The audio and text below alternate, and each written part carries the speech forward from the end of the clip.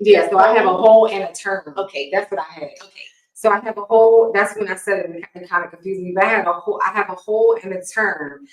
And I pay my monthly payment and everything on that, but I also have hospital insurance.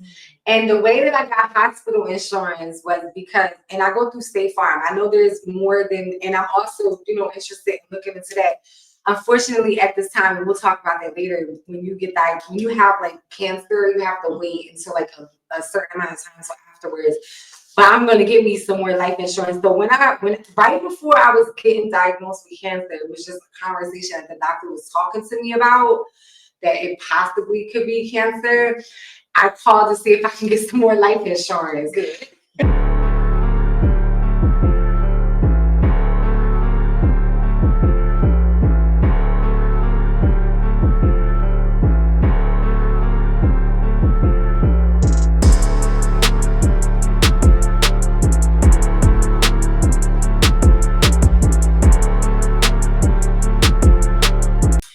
What's up, what's up, what's up? Welcome to another episode of Where I'm From Podcast with your girl, B.MARIE. And I have a wonderful guest today on our show, Miss Amber Life. She's come to hang out with us and talk about financial literacy and some other hot topics that we'll get to in a minute. Be sure to like, subscribe, and share, and hit that notification bell so you can be alerted of every week when new episodes come out.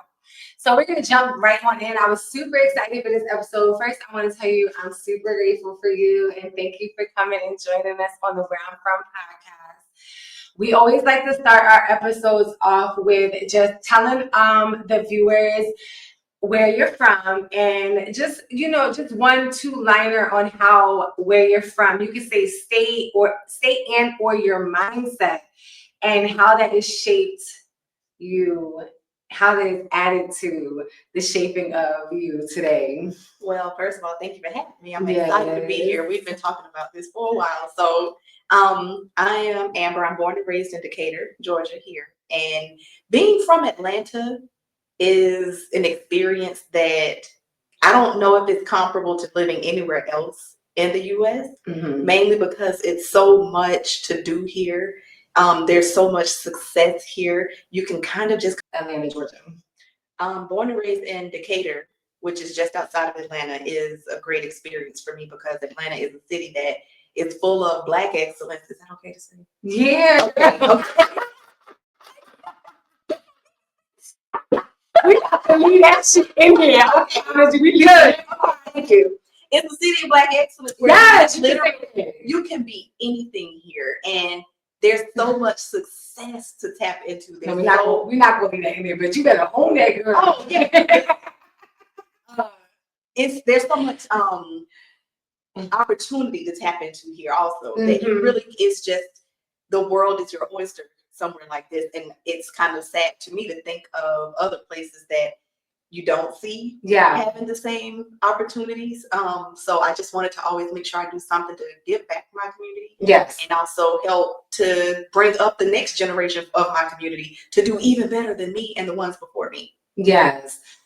So I just want to expound on that. I definitely feel like there's a lot of success here. We've been here. I'm Brittany, B.MARIE, and I'm from Jersey, and where I'm from in New Jersey is Atlantic City, and there's not business owners. Like there's businesses there, but they're not owned by people from Atlantic City's community. They're not owned. There's not a lot of Black owned businesses there. There's not a lot of people, Caucasian people, that like they'll have businesses on the boardwalk, but they'll live like somewhere far, like an hour away in a suburb area. They're not from Atlantic City. They're from somewhere else, and they open businesses there. When I was growing up, I only knew like 1 or 2 business owners that I could actually think of. The way that I grew up was way different than the successful area of like where I'm at right now. It's very different from the life that I live right now. So there wasn't, like I said, there wasn't business owners. But as I say on previous episodes, like where I'm from, it made me strong, and it did teach me how to hustle. I did hear on your other episode where you like the street corner right there. Don't go there. We don't want to go there in the street corner ever again. We don't want to be outside trying to make money. So I don't know how much of my story that you've heard because I know that we met at the salon and everything. But I grew up in an area where we weren't learning about financial literacy. I got my little notebook so I can stay on task. We didn't learn about financial freedom. Wasn't growing up with conversations where they were talking about life insurance. I just recently found out since my dad is sick that he's had life insurance like for so many years. He's never had a conversation with his children about that. Unfortunately, when my mother passed away, she didn't have life insurance. People in my family around me and different people from Atlantic City, they think that, like a lot of people, they think that life insurance is not important. Like they have, so since you made a comment, I'm going to say something, right? So I've been told, like by my partner coach, like on numerous occasions that like life insurance for him gave him a bad taste in his mouth. Because I've had life insurance for a while and I've had a will for a while, even before I got diagnosed with cancer, and I'll get into that later. And but he would always not want life insurance, and he will always bring up the Black history with like life insurance, and it gave him like a bad taste in his mouth. I'm not Black, so I'm not going to talk too much about that. But what I will ask you is like, what would you say to people that would say that like they don't want life insurance? Because it's like, do you know what I mean? I know exactly. Okay, so you talk about it. You talk about it. I can't talk about it. So one of the things that bothers me is, particularly in my community, is that when you mention life insurance, one of the main things people say is you're trying to put me in the grave. Mm-hmm. My next statement or question is, where do you think you're going anyway? Yeah. You literally are going to die the moment you are born.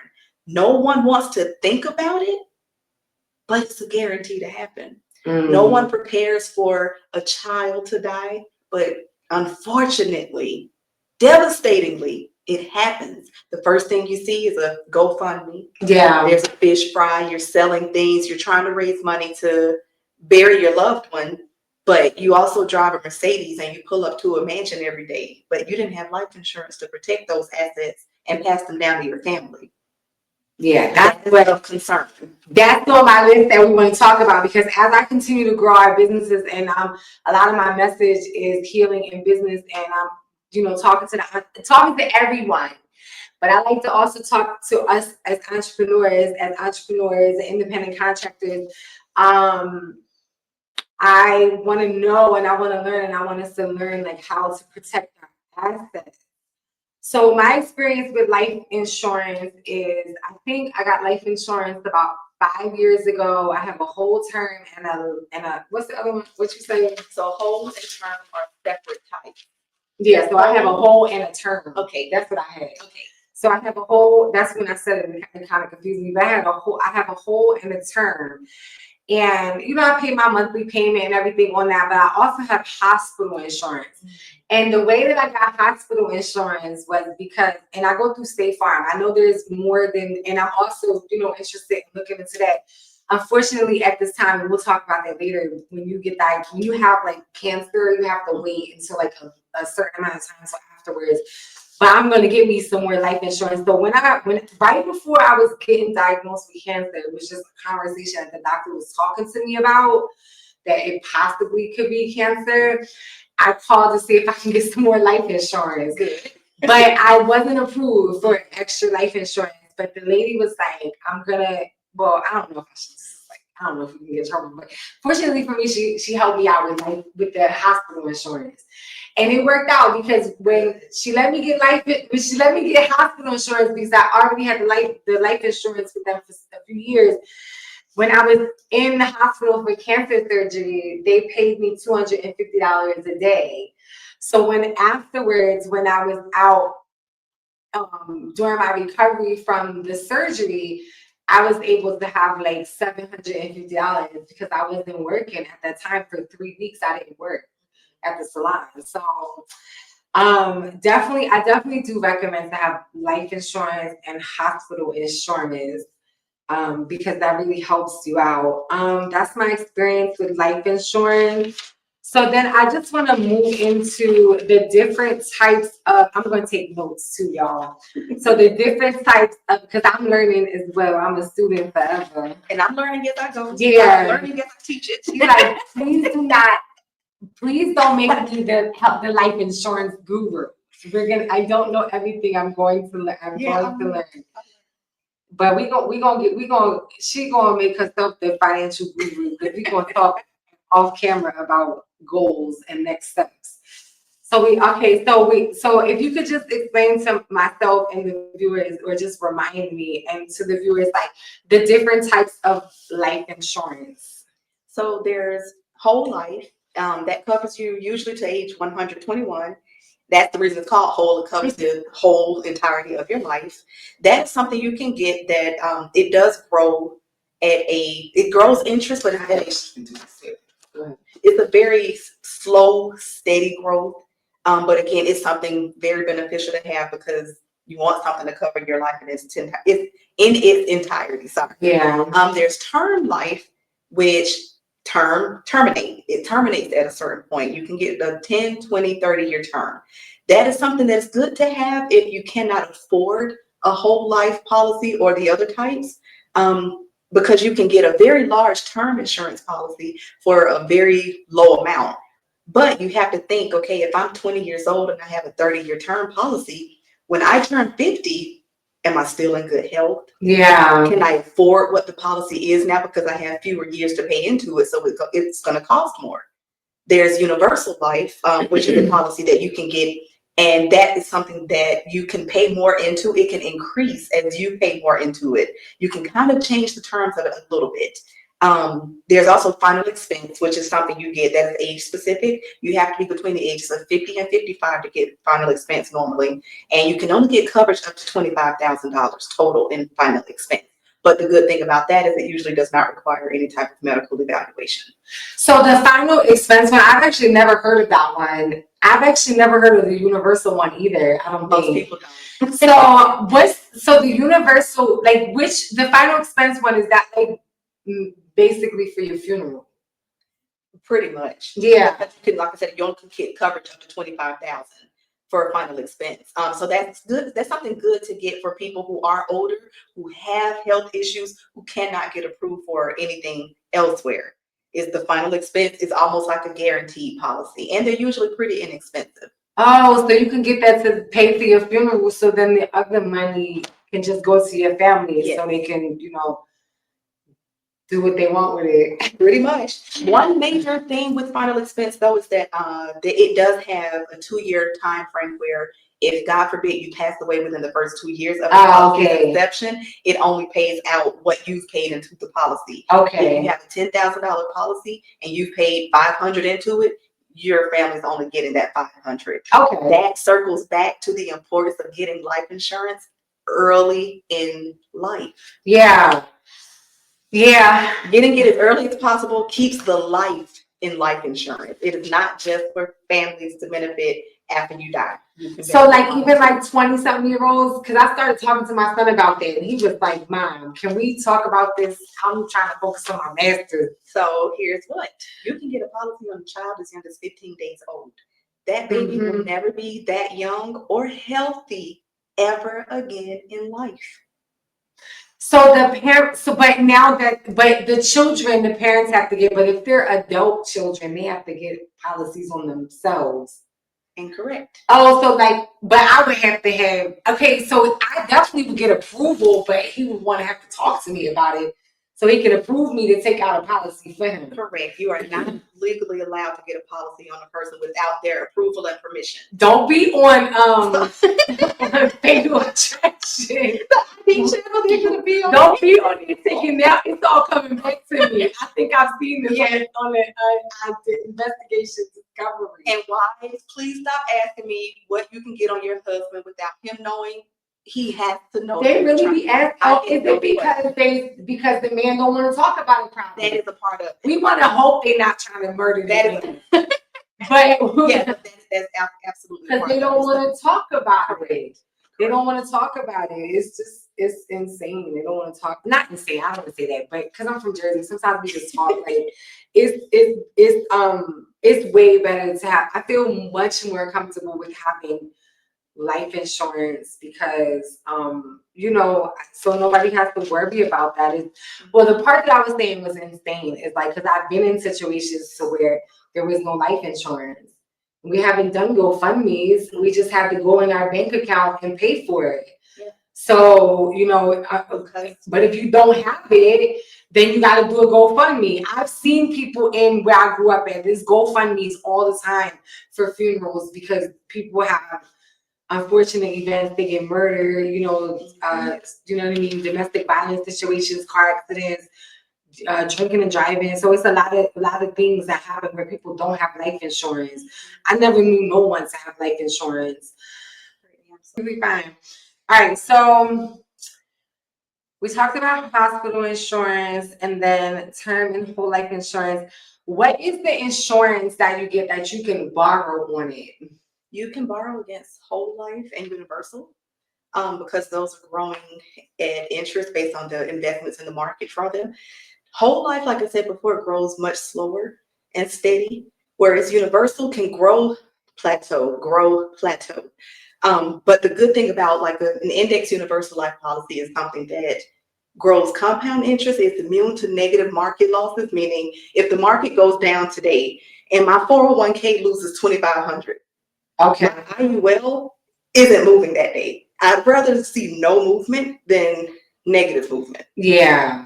And that's something that also increases the policy benefit as you're paying into it also. So if you get a policy of that, like an IUL for $200,000, as you're paying into it and it's growing, it can end up being worth over $1 million at some point. It just depends on how you fund it. Yeah, so that's why as I was listening to the other podcast episode that you were on and just conversations that we've had, that's why I feel like having life insurance is like a part of like setting up a person like retirement, is like adding to their retirement, like their financial growth, as you know. So I do want to, as they continue to get older, I do want to talk a little bit about like you mentioned earlier about like protecting your assets in the my vocabulary. Let me think.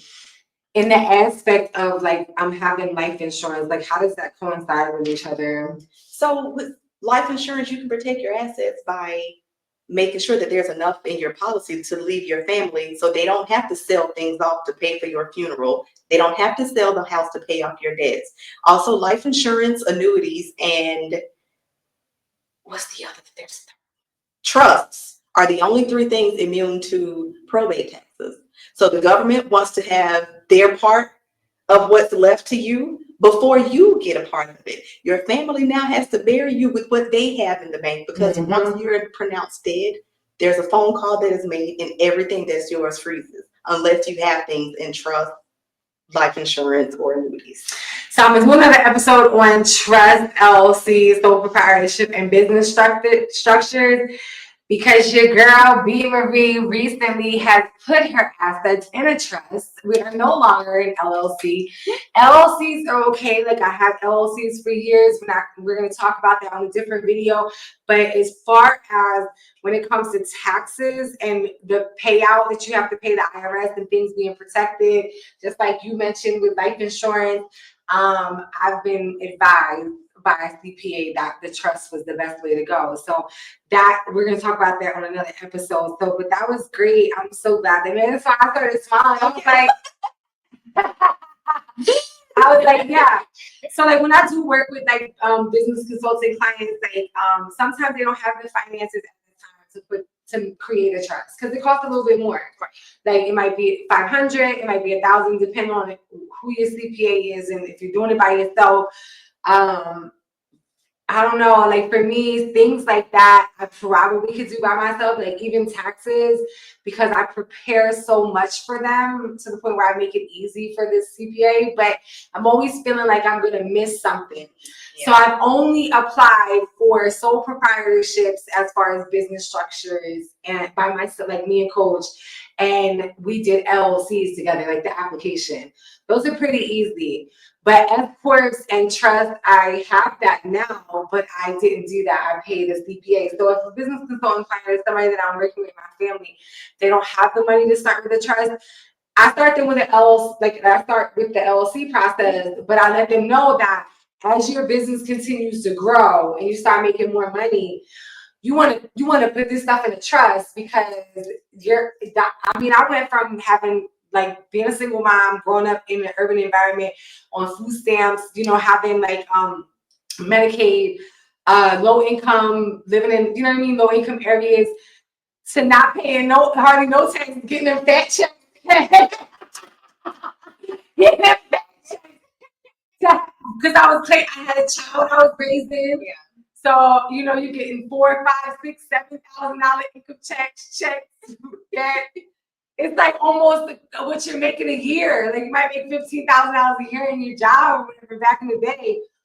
But as I got into business and I started to grow, like that first time I was like, how much do I owe the IRS? Like, what?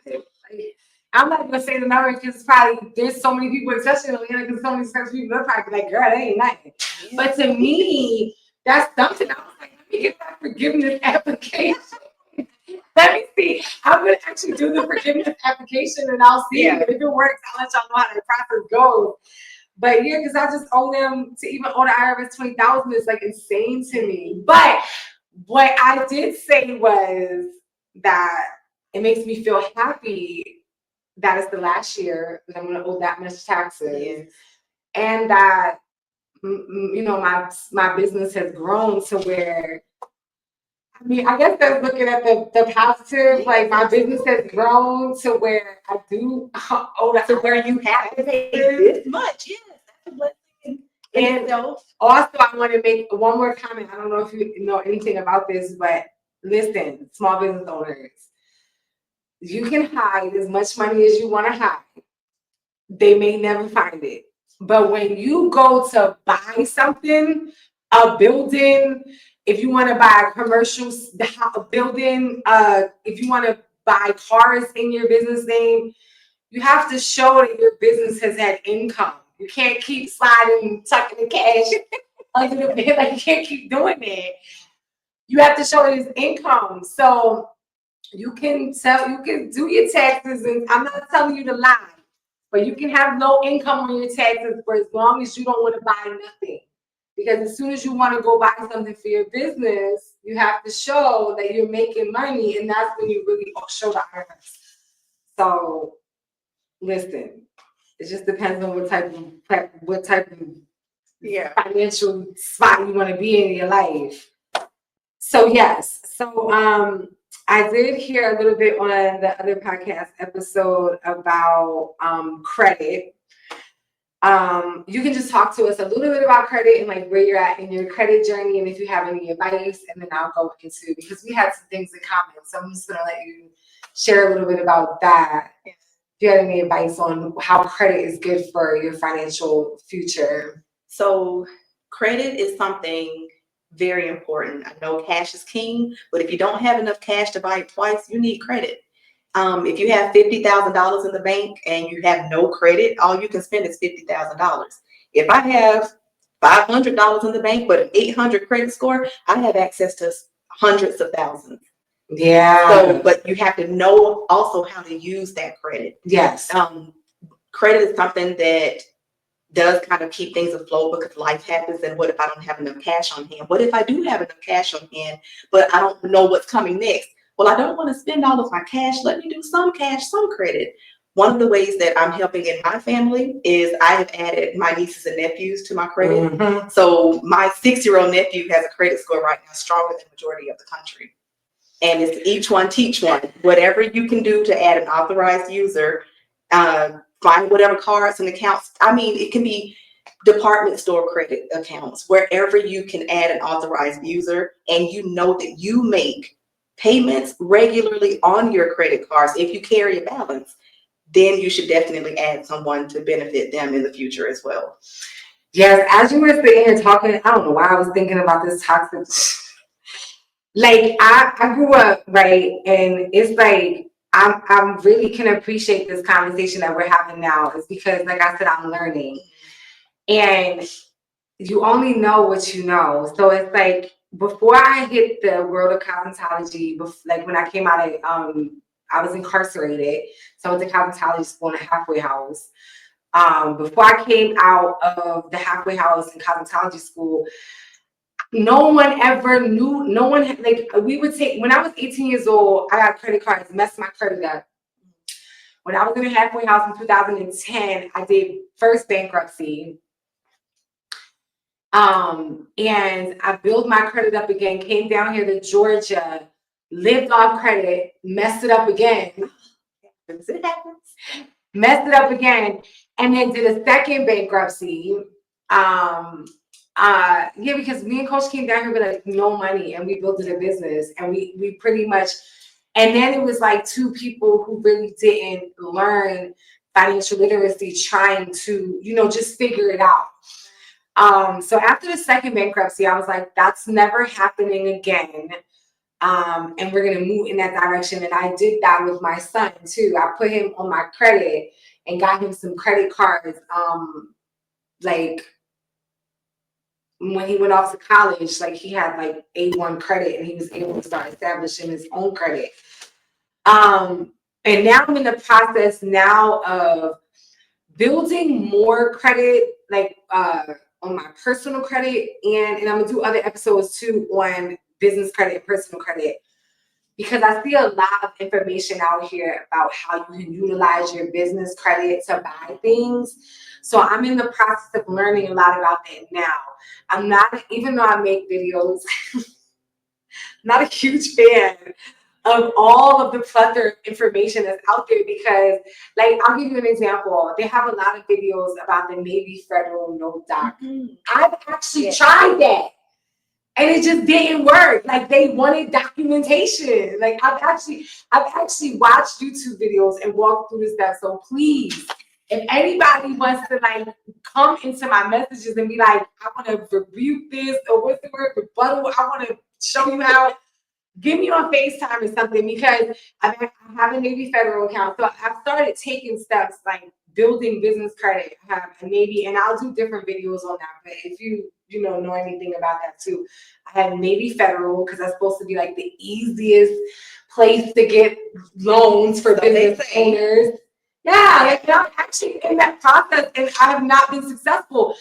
And I won't even like sit here and make a number out, because I've actually stopped looking for like 3 months, because I'm focused on just like paying stuff off.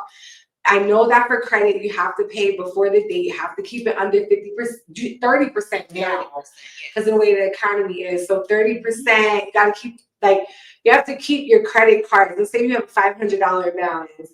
You have to keep it. You should keep it. You don't have to do nothing. But if you want to have good credit, you should keep it like maybe zero balance, or like $100 or $50. Like, you have to keep it like where you have more than 30% available credit. So what I do is I got a business credit card, and I make purchases, and it comes straight out my bank account like in 2 days. So that's under NAV Prime. That's like a place where you build your FICO score, you build your business credit. I've also done Net 30 accounts. Have you heard about them? I have, but I'm not too familiar. I'm not very familiar with business credit, period. Yeah. So I learn from you. Yeah, so the Net 30 accounts, like where you, like, if you get approved to get Net 30 accounts, and I'll do another video on that where I'll break down like the different ones that I've been approved of.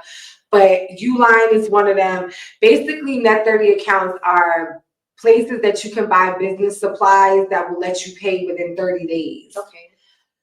You have to get like a real easy one to get approved from. Like Sam's has them, Uline, which I get paper towels, toilet paper, tissue for the salon with that, laundry detergent, like like any office supply place, something that will be easy to get approved, because the harder ones, like gas stations. They give you lines of credit for businesses for fuel, but they're harder. So that like you have to build your business credit up sometimes. And sometimes within that 30s, you have to make 1 or 2 purchases where you pay right away. Like you pay that day. Like you make your order and use your card that day. And then they let you get lines of credit later. And that helps you. You want to definitely monitor your business. I don't know what my FICO score is now. Like I said, I've been like kind of staying away from it for a minute and focusing on just like making sure I pay down some debt, because October was an expensive month because I had lots going on. But you definitely want to keep your utilization like under 30%. So on your credit report, if you have 4 cards, let's say your credit limit that you can use is 20,000. You need to make sure it's like close to like 2, 3, 4,000. Mm-hmm. Like you don't want it to be, high, because that affects your credit score. So yeah, applying for things affects your credit score. So I'm just now building credits, personal credit and business credit. I've never built business credit. This is the first time I've ever built business credit. We just weren't, unfortunately, we just weren't thinking like that. And, I've come to realize growing up the way I grew up, and you probably can agree just by talking to like people, that we become programmed. And then like less is more. We want to stay away from things. We don't want to touch topics. We kind of just want to float through life. You know what I mean? It's stressful enough, so we don't want to think about dying. But unfortunately, I've had a lot of death in my life, so I know that it happens. That's why I'm very open with it. I have a will. I've had a will for like 10 years. I update it as my life grows. What's your view on having wills? If it's not in writing, it doesn't count. Yeah. Me sitting and telling my family who I want this to go to and that to go to when I do, it doesn't matter if I didn't put it in writing. And the last thing I want to leave my family is a headache to fight over what I've left behind. Why didn't I already have that established? Mm-hmm. Anything I can possibly do to make it easier for them is what I want to do, especially considering at 31, I had an appendectomy that resulted in, well, you kind of touched on it earlier with the hospitalization. So I had an appendectomy gone wrong. Well, not gone wrong, but I developed complications that left me hospitalized. And when I thought about things, I said, I don't have children, and I likely won't have them, but because it's something I'm like, I have nieces and nephews, and especially the ones I'm really, really close with. I try to spoil them when I can, but I want to make sure if I were to die at the age of 31, what would have been left behind for them to set them up for the next phase of life? Yeah. So that was my whole thing. And I also made sure to put everything in writing, down to my furniture, down to my weapons, down to even just authentic. I have several authentic African pieces. Yeah. That some I brought back when I visited South Africa, some that I've collected over the years. They're authentic pieces. I have those marked with certain things and listed in my will also. So if it's not in writing, I don't want my family to have the headache to deal with it. Yeah, I agree. Like I've seen strange things after people pass away. Mm-hmm. And if you don't have it in writing, I've seen people do I've seen people do funerals for people who verbally expressed they never wanted to have funerals, but their family just wants to have funerals, spend all of this money, invite all of these people who don't. And what for? Like for themselves. It's not to honor the person that passed away. So I definitely agree. Like, I don't know, like losing coach, it just taught me a lot. Like even before that, just the amount of death that I experienced in my life and all of the weird shit that I've seen that's come after that. It's like I don't want no one else to make any decisions for me. Like I like to control my shit. So I just want to be able to make sure that my son will have the easiest experience afterwards, because it's very tough. I lost my mother at an early age. Oh man, I didn't even think about that. Like her funeral. Oh my gosh. So let me just I'm gonna give you an example of why you should have life insurance. I am so ready for this. My mama's funeral was broke down. It was so broke down. Like the funeral, I'm serious. Like it was so broke down. I was 15 years old. I remember it being in a funeral parlor in the hood where I'm from. And it was like a known funeral parlor, and it probably was like the cheapest. And at the time we were getting ready to move into an apartment. So, and we had like some layaways like at Kmart. I remember because we had layaways at Kmart. The like the house, the security deposit on the house. And when because she had a heart attack, she just went to work and had a heart attack. And so she passed away suddenly. And she didn't have anything, like she didn't have assets. So she probably didn't think that, having a will was important or having life insurance was important. So her husband at the time scrambled around to get like show the death certificate to like the leasing company, got the money back. They gave him the money back. So he pieced together the money for the funeral. He paid half. See, and also when you got a life insurance, don't they pay directly to the funeral? They can. Okay. If you direct that, I believe. Yeah. So he pieced together all the money and, just got the cheapest funeral that he can get. And it just was not a good experience. And then, so you definitely want to make sure that you have money for a funeral. Like you don't want to be piecing stuff together and just, Well, just real quick, you said that happened at work. But a lot of times people think that, I have a life insurance policy at work. That is a group policy that belongs to your employer. The moment you leave that job, it's null and void unless you want to pay the $500, $600, $700 a month or more to keep it going, which to me just doesn't make sense. Yes. That's why it's important to have something outside of work.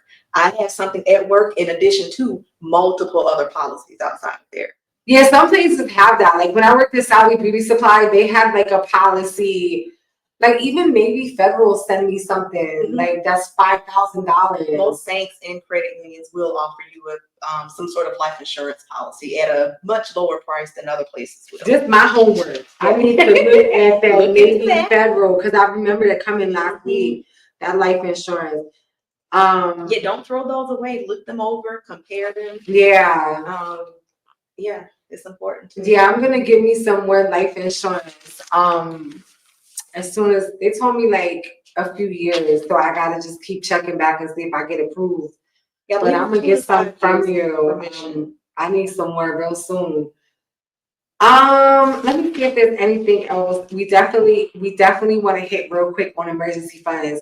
In the credit building process and doing all the research that I've done, I hear so often that, especially because I'm gonna move into like investing with tangible investments like properties for salon fleet buildings. And then I also am learning about investing in stocks. So I've heard a lot of like pay off your debt first, like your credit cards, before you invest in stocks, and then save 3 to 6 months savings before you invest.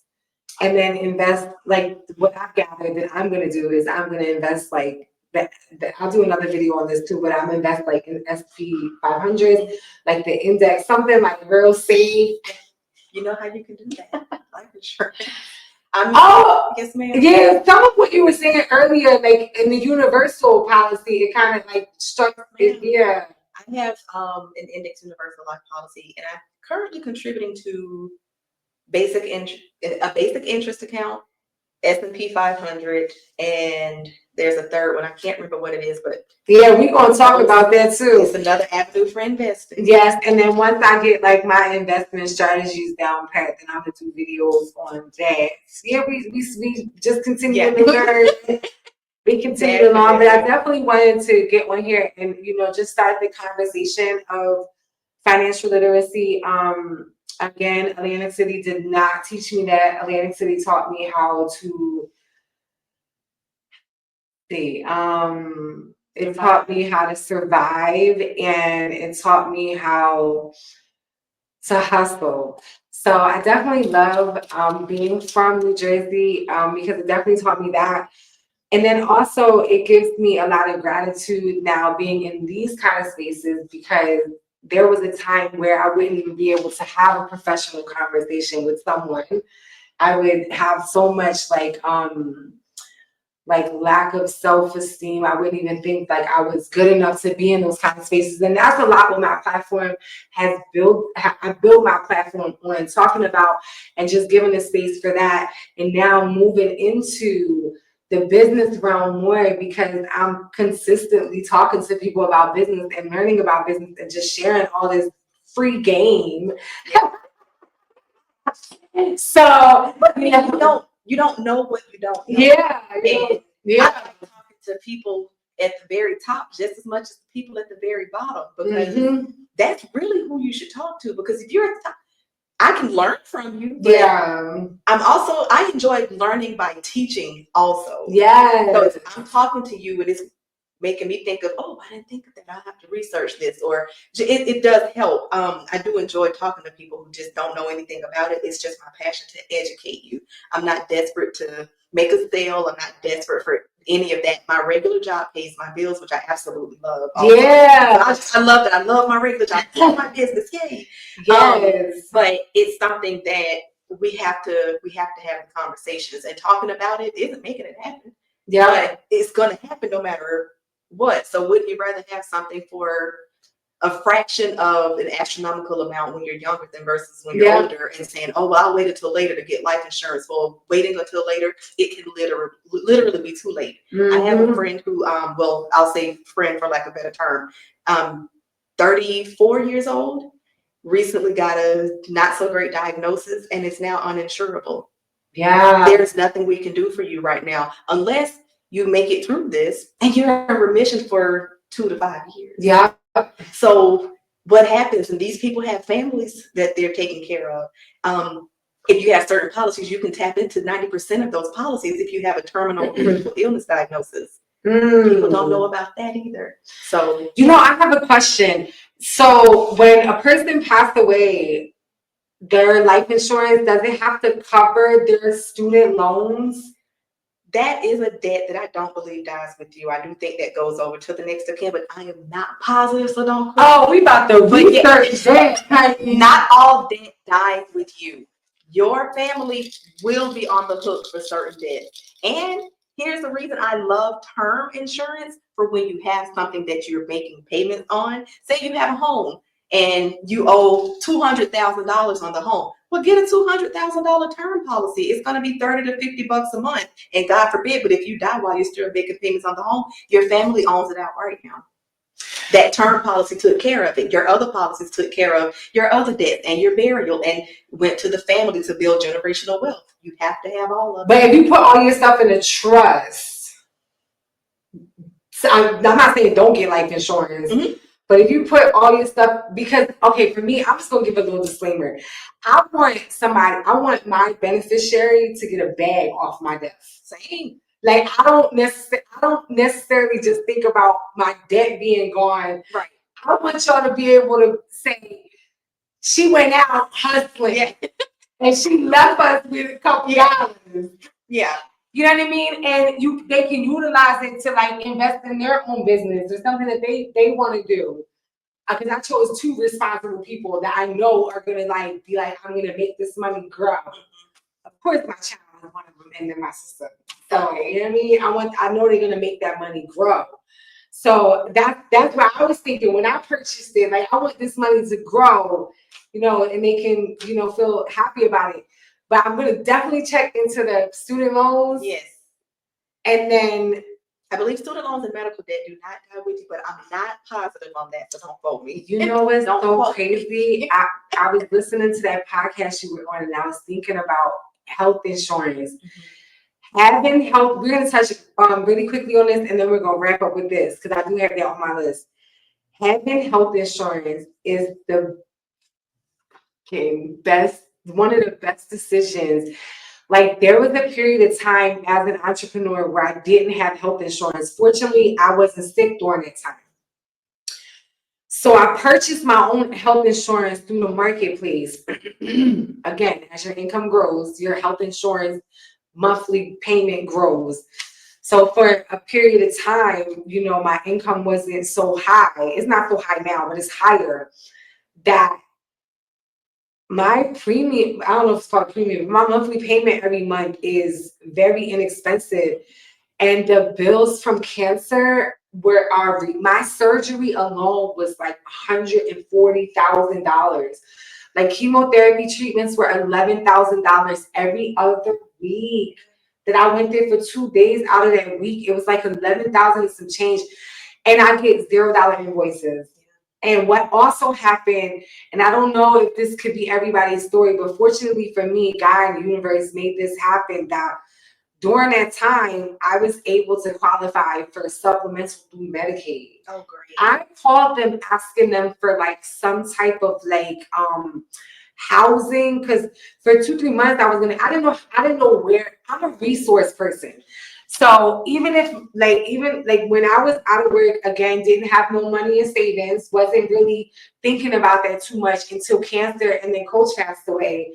Money coming in, investment, had the large location, COVID happened, so like savings was, dwindling down. So I was like, and then after COVID, I got cancer. So it's like back to back things. So I started to look into like, what if I'm out of work for a long time and we only have that one employee? Like, what happens? So I started looking around. So when I called Medicaid and asked them, like, do they have anything in Georgia for like people that have cancer to help them with rent? She just signed me up for Medicaid. So it's like she signed me up for Medicaid. And like during that, for 6 months, I had Medicaid. And now, even with no Medicaid, when I go, I don't know how the chemotherapy would work because I'm off that, fortunately. But yay, I know. I'm so grateful. I can't wait to get more life insurance, though. I can't wait for you to have more life. I know. I want to get more life insurance so I can have more life. But yeah, so Medicaid like supplemented. But then when I even started looking at the bills, like most of everything was paid by my regular insurance that I had. Like I'm just like having health insurance. I could not imagine having no health insurance and being sick. And it's terrible. A lot of people have that story. Well, it's actually, I think, still one of, if not the number one reason for bankruptcy in this country. We're the richest country, aren't we? How do we all file bankruptcy because of medical debt? I had wonderful health insurance. I had money in the bank, but when I was hospitalized for 8 days, that bill came over $300,000. Thankfully, I didn't have to pay that. My insurance paid majority of it, but still, what I was left responsible for was more than I felt was going to be feasible to continue, living a decent life and come on. I don't know how I'm going to make this work now. So I ended up having filed bankruptcy at that time too, and it was the absolute best thing for me ever, because it allowed me to financially restructure things and say, okay, I got that done with now. And again, that was in 2016, 15 was when I was hospitalized. 16 is when I filed bankruptcy. Because I was just drowning. Like I can't pay all these medical bills and keep up with life. So, but now after doing all the hard work, my FICO is 742 last time I checked. Yeah, so it can definitely happen. You just slow and steady wins the race. But having insurance is the absolute best thing. And really quickly, you mentioned having an employee. You need something like key person insurance. That is something where it covers the business to keep it afloat. And God forbid something happens to that one person or whoever is very important to keep the business afloat. You have key person coverage to help keep the business going if something happens to them. If something happens to them, the employee. Yes. Oh yeah, we definitely have. I'm telling you, I'm about to get all of this stuff and I'll just make a video on this, like the whole process. Yeah, I need all of that. I'm never gonna have salon employees again because I'm not expanding. I'm actually moving. I'm sorry. Smarter Brazilian wax bar clients. Now what now? Not no time right now. But we are structuring our life because I had to work through coach's suicide. I had to work through my dad getting sick.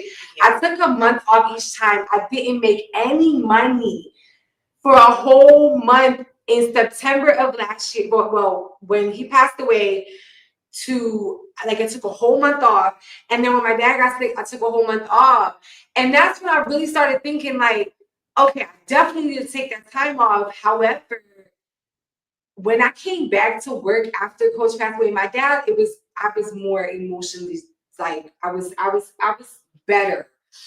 But during the time with grieving, I was coming to work. I was leaving early, canceling clients, Like I had a client the other day and I was so grateful because clients stayed with me and we had a conversation and I told her, I said, I didn't want to do none of this. So I say all that to say this. I started really thinking about owning the salon suite buildings and then having the salon suite master quarters. Like, yeah, so that's what and I'll do some business consulting in that. But my main thing, whatever it is that I can do that's going to give me income when I'm not in the salon. Yes. I work through chemotherapy, like just working through grief. It's crazy because I don't know if you've ever seen the movie Eat, Pray, Love. I need to do that. Mm-hmm. So there's this movie, it's with Julia Roberts, where she's just like fed up with her life. Not fed up with my life, but I can't remember exactly what it is. I might go upstairs and watch that after this video. But she needs a life change. So, okay, I thought it had stopped. She needs a life change. And she pretty much just walks away from everything and goes and visits these countries and just gets her healing on. And then there's a person, her Instagram, I'm gonna put a little plug. I don't know you personally, but who is Snoop? I don't know if you've ever seen her on Instagram. So she's all over Instagram, all over social media. I bought her salon suite course and I learned a lot from that course. I'm slow and steady with the race right now. Like I'm behind the scenes, like taking my time on everything. I could have been bought a building. I'm not ready.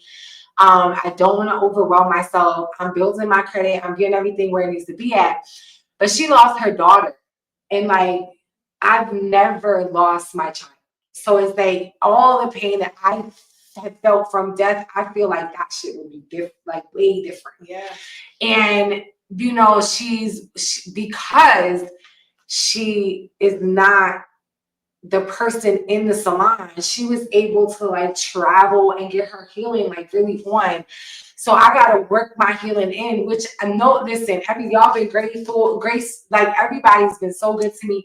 But it's like I took that time to really think like, how can I set my life up to where I can have income and I'm not being in the salon? Right. So that's what it is over the next 5 years. It's like really just learning that. And like how I can't be in the salon and then getting all the insurances I can get. Yes, because that can keep you afloat too. I know.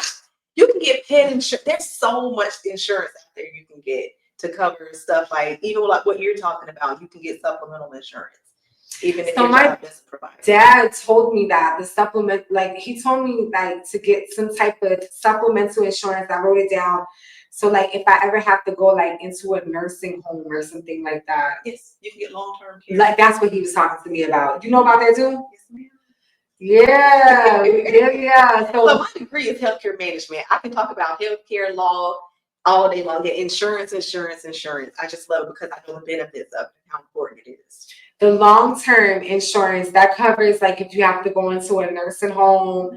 Because I know my dad's wife, she went to a nursing home and they before she went into the nursing home, they put her house in her daughter's name. Smart. Very smart. They did. They put her house in her daughter's home. They took whatever you want, whatever you got. And at that point, she didn't have nothing because she put her house in her daughter's name. And then my dad and her they chose not to get married because they both had their individual pensions. And they pretty much were life partners. Like they dated when they were younger, broke up, had some kids, had life, and then came back to each other. Yeah, and then they were together from when I was 14 until she passed away 4 years ago. And my dad, like, oh my gosh, my dad. The other day I talked to him and he's like, I said, every time your money come in, you find something to spend your money on. And he's good to the family. Like he makes sure he's, but he's like, I don't really need to save it. Like I'll probably live another 10 years and this money come every month. Right. And I don't really have no bills, which is fine. Whatever you want to do, spend your money, do whatever. You got insurance, you got life insurance, you got all the stuff that it's super easy for me. If anything happens to you, it's super easy for me now. You take care of yourself.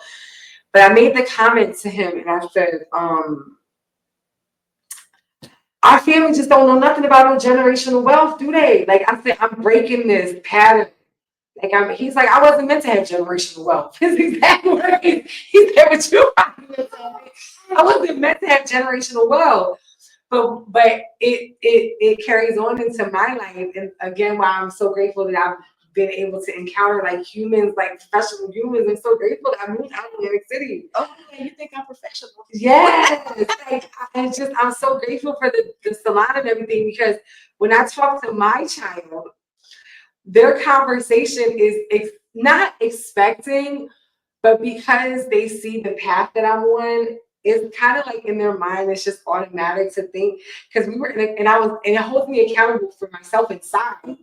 Because the other day I took mental notes, like, girl, you gotta stay, you gotta, like today I wasn't really feeling like it, but I was like, you gotta get out this bed and get moving and do what you gotta do, because I told him, I said, when I transition on to become an ancestor, I don't want you to keep my businesses if you don't want to. Sell them. That's my dream, not your dream. You don't have to, you know how like some parents, they want you to continue on with that legacy. Whether That's you want stressful. Yeah. He's like, well, I'm going to keep the salon suite buildings that I don't have yet. So this is why I made a mental note, because he's watching me that whatever I say, I make happen. So it's like, girl, you better, because he said, yeah, I'm going to keep them. It's just, make sure I get a property manager, like you said, and I'm just going to have generational wealth. And I'm looking at my little bank account that needs a couple more zeros. But it's all about the conversation has to start somewhere. Yes. And I like this kind of stuff. My mother has talked about this my whole life. Good for you. She talked about it so much that when I graduated college at the age of 22, I bought my first house at 23, brand new, with no money down. Yeah. Because I had credit. Yeah. And that I just got excited about, like, okay, Mama was good about teaching us about credit and finances and stuff. And my dad always talked about taking care of your credit and working hard. I just enjoyed listening to it. But we also didn't come from, nor did we have generational wealth. So that's what I'm trying to do now, to keep the conversation going with my nieces and nephews, my friends, their children, my coworkers, whoever I can talk to about. Where I'm from podcast community. Where I'm from podcast. And yes, with B.MARIE. Yes. Well, I think it was an excellent episode. It was so much information. Again, I'm so glad that you came out here. And we were so nervous. It's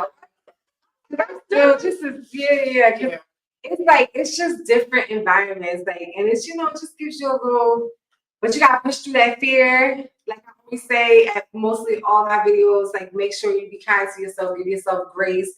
I don't know about y'all, but we out here trying to make it happen and just do the best that we can. And again, Amber Life. So you are in the process of building all of your business social media. So if you want to, you can give me something later and I will put in the description. So I will have Amber's information in the description when the episode airs, because she got some homework to do.